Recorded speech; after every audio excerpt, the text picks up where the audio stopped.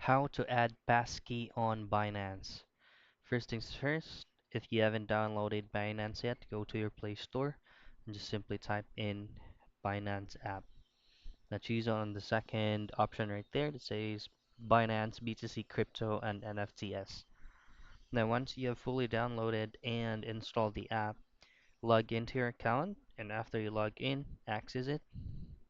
Now from here, all you have to do is just to press or to tap on the Binance logo located on the upper left of your screen. Scroll down a bit and tap on More Services. Scroll down, go to Security.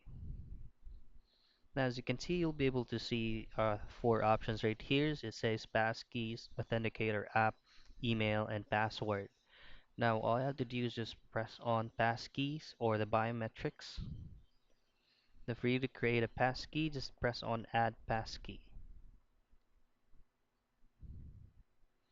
Now you'll be given a 6-digit verification code that's going to be sent to your email address associated with your Binance account.